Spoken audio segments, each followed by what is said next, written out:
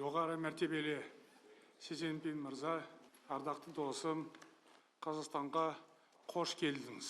Өзіңізбен Астанада жүздесіп отырғаныма өте қуаныштымын.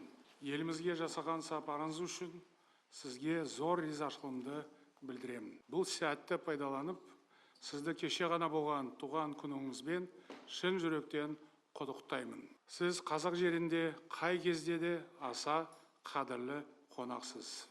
Бұл сапарыңыз шынайы әрі мызғымас достығымыздың айқын көрінісі.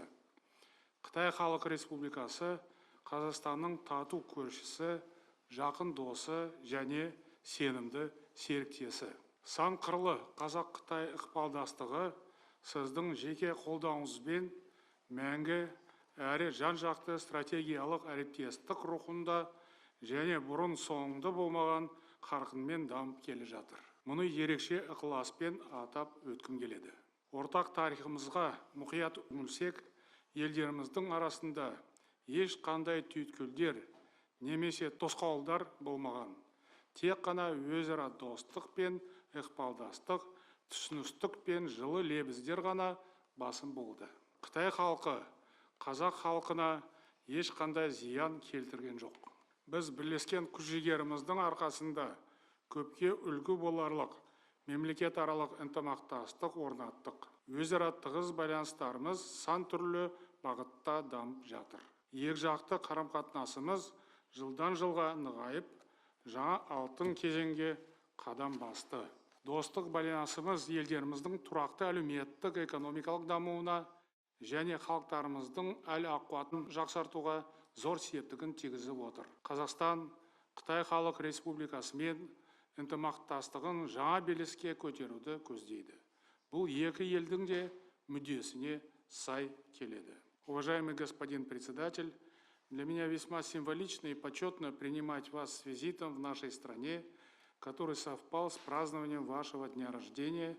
И в этой связи от всей души желаю вам крепкого здоровья, семейного благополучия и новых свершений в вашей ответственной государственной деятельности на благо великого Китая. В Казахстане вас знают как великого государственного деятеля, мудрого лидера, обладающего огромным авторитетом в международном сообществе. С вашим именем неразрывно связано прогрессивное развитие вашей страны. Убежден, под вашим сильным и авторитетным руководством Китайская Народная Республика достигнет новых высот в социально-экономической модернизации и в дальнейшем повышении благосостояния граждан. Мы искренне радуемся вашим грандиозным успехам по построению социализма с китайской спецификой в новую историческую эпоху. Высоко ценю ваше доброе отношение ко мне лично и ко всему народу Казахстана. Китай для нас добрый сосед, а также проверенный временем надежный стратегический партнер. Отношения между нашими соседними странами носят устойчиво стабильный характер и не подвержены негативному влиянию геополитических вызовов и потрясений, а также международной конъюнктуре. С благодарностью отмечаем, что Китай никогда не ставит каких-либо политических условий в сотрудничестве с Казахстаном. Мы ценим вашу неизменную поддержку нашего суверенитета и гарантии безопасности. Мы поддерживаем миролюбивые инициативы Китая, высоко оцениваем ключевую роль вашей страны в построении справедливого миропорядка. Казахстан и Китай тесно взаимодействуют в рамках Организации Объединенных Наций, Шанхайской организации сотрудничества, совещания по взаимодействию и мерам доверия в Азии, БРИКС+, а также в рамках перспективного формата Центральной Азии и Китай.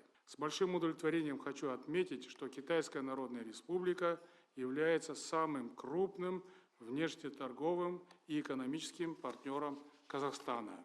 По итогам прошлого года объем нашей двусторонней торговли достиг рекордных 44 миллиардов долларов.